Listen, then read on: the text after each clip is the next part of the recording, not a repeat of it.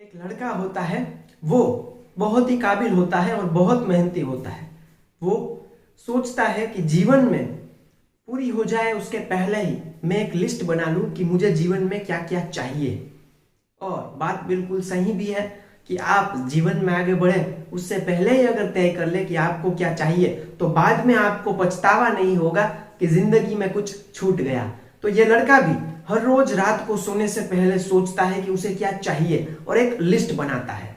और दूसरे दिन वो उस लिस्ट के बारे में सोचता है कि अगर इतनी चीज मुझे मिल गई तो क्या मैं सफल हो जाऊंगा, क्या इसके बाद मुझे और कुछ नहीं चाहिए होगा। इसके बारे में वो बहुत डिटेल में सोचता है और लिस्ट बड़ी करता जाता है। इसी तरीके से हर रोज लिस्ट लंबी होती चली जाती है कि मुझे एक बहुत बड़ी शानदार कार चाहिए, एक अच्छा सा बंगला चाहिए, कमाल धमाल बेमिसाल और क्यूट सी एक लड़की चाहिए। और ये लिस्ट हर रोज लंबी होती चली जाती है कि ये चाहिए, वो चाहिए, इतना कुछ चाहिए। और इसके साथ साथ वो इतने में ही नहीं संभलता, वो हर रोज शहर के जाने माने लोगों से मिलता है, बड़े बड़े लोगों से संपर्क करता है और अपनी बात उनके सामने रखता है, अपना लिस्ट उन्हें दिखाता है और कहता है कि क्या आपको इसमें कुछ छूट रहा हो ऐसा लगता है तो आप मुझे बता सकते हैं। और फिर वो उसे भी ऐड कर दे अगर उसे सही लगे तो। इस हिसाब से उसकी लिस्ट मानो करीब करीब तैयार हो चुकी होती है। लेकिन उसी वक्त उस शहर में एक बहुत बड़े महात्मा आते हैं। ये महात्मा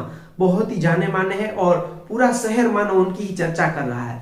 तो इस लड़के को लगता है कि फिर इतनी मेहनत कर ही ली है तो थोड़ी और सही।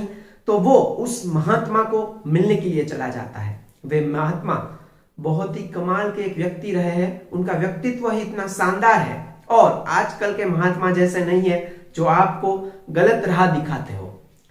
वो अपनी पूरी बात उन महात्मा को बताता है और अपना लिस्ट भी दिखाता है। तब वे महात्मा उस पूरे लिस्ट में क्रॉस मार्क कर देते हैं। पूरे लिस्ट में वो क्रॉस मार्क करके उस लिस्ट में केवल 3 शब्द लिखते हैं और कहते हैं कि बेटा जीवन में यह सब हो या ना हो, लेकिन ये 3 शब्द सबसे ज्यादा कीमती है। वो लड़का अपनी पूरी जिंदगी जीता है, उन महात्मा को नजरअंदाज कर देता है और वो अपनी लिस्ट के पीछे पड़ जाता है।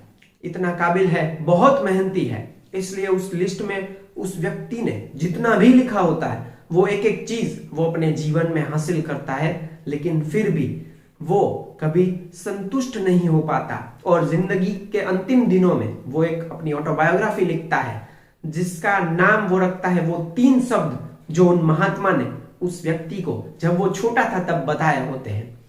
वे हमें इस किताब के माध्यम से ये बताता है कि जीवन में चाहे कितना ही मिल जाए लेकिन कुछ ना कुछ तो छूट ही जाता है, इसीलिए पहले से ही संभलना अत्यंत आवश्यक है।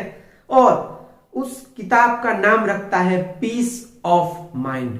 जी हाँ दोस्तों, जीवन में हमें जितना भी मिल जाए, ये वो फलाना ढिमका चाहे हम कितना ही हासिल कर ले, लेकिन अगर जीवन में शांति ना हो तो फिर ये सब कुछ व्यर्थ है।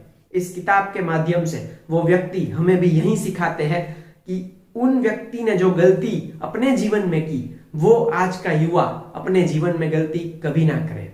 तो हमें भी ये किताब जिंदगी जीने का एक मार्ग बताती है और ये किताब इतनी शानदार है जिसके बारे में हमें भी एक बार अवश्य ही सोचना चाहिए। क्योंकि आपके पास चाहे कितना ही बड़ा बंगला हो, आपकी बैंक बैलेंस चाहे कितनी ही ज्यादा हो और उस आलीशान बंगले के बाहर कितनी ही चाहे गाड़ियां क्यों ना हो, लेकिन अगर आपके जीवन में शांति नहीं है तो फिर वो सब कुछ ही व्यर्थ है। भले ही आपके पास 50 करोड़ रुपए हो, लेकिन फिर भी आप शाम को 4 रोटी ही खाने वाले हैं या फिर आपकी जो भी कैपेसिटी है उतनी ही रोटी आप खा पाएंगे, उससे ज्यादा नहीं खा पाने वाले। तो फिर जीवन में इतनी ज्यादा झंझटें हम ना स्वीकार कर ले कि जीवन की जो शांति है, एक जीने का जो मजा है, वो मजा ही चला जाए।